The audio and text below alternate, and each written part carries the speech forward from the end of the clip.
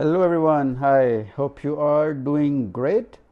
Well, today's video is the second video on the City of Ephesus series, and hope you have watched the first one.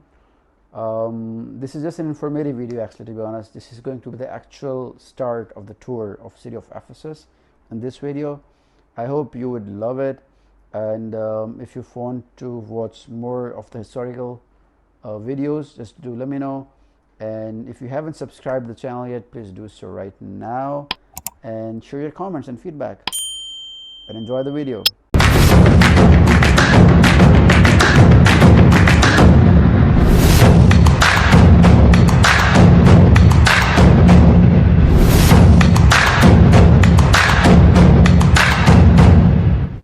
In the upper city they had mostly official buildings for administration.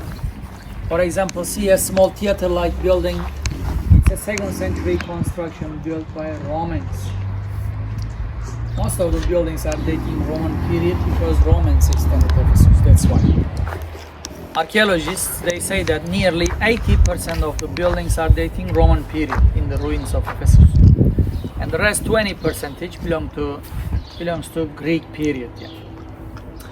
So during Roman age, Ephesus was a big city, 250,000 people were living.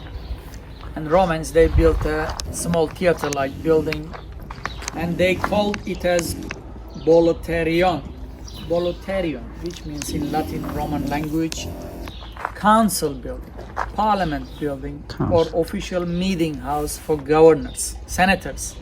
So the city senate was meeting here at that small theater-like building. They were making decisions, making discussions and politics. So it was a very dangerous place. Politics means many lies, many lying and many corruption. So he was for lying and corruption. Not a good place. Units were for liars, for politicians. At the top it had a wooden ceiling for protection, but wood is perishable, gun disappeared in time, in ages.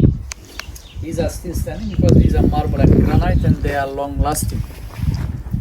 Where did they find them from? From the mountains nearby. They had marble and granite quarries in the mountains nearby, and the city had thousands of slaves in the past. Proletarians, people for hire, slaves they had, and prisoners, jailers they had. They were working in the mountains to cut them, to move them. In the city they had workshops, and the city had excellent architects, engineers and sculptors. In the workshops they were chiseling them with their tools. They were forming. Finally they were polishing them, and they were establishing those impressive buildings all by hand. Huge labor, but they had thousands of slaves, and the city had excellent architects, engineers. So these are local marbles from the mountains nearby. In front of Parliament House, he was a colonnaded marble street, marble road. In the past, he was called Basilica Stoa, just like a meeting place, meeting point, colonnaded gallery. On top of columns, still imagine wooden ceiling again. This part was also covered by a wooden roof.